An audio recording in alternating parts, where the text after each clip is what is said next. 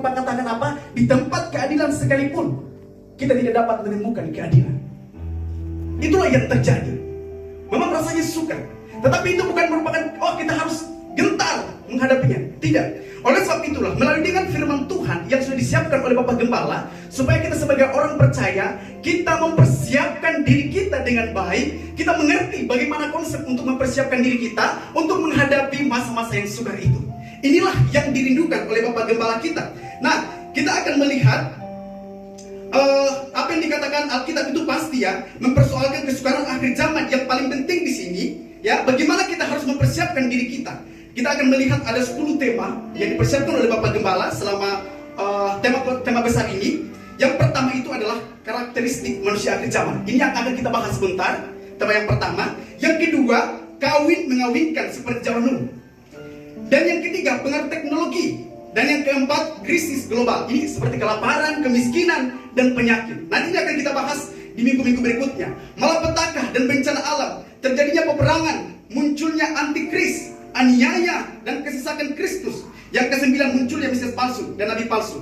Yang ke-10, banyak orang percaya yang murtad. Inilah peristiwa-peristiwa yang akan terjadi di masa sekarang ini.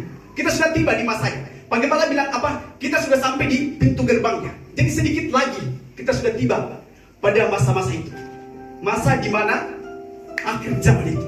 Nah, oleh sebab itu, sebagai umat yang percaya, dari urutan-urutan kesukaran akhir zaman ini yang sudah dipaparkan oleh Bapak Gembala, kerinduan Bapak Gembala kita adalah supaya kita mampu mempersiapkan diri kita. Ya, jadi apapun yang terjadi dalam masa sukar, dalam masa sulit yang kita hadapi sekarang, apapun yang terjadi, kita tetap hidup di dalam Tuhan.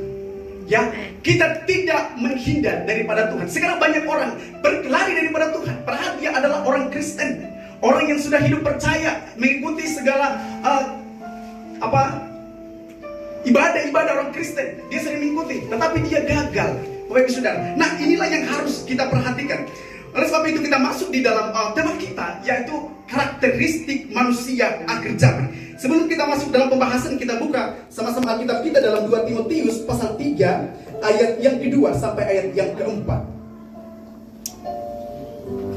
2 Timotius pasal 3 ayat yang kedua sampai ayat yang keempat.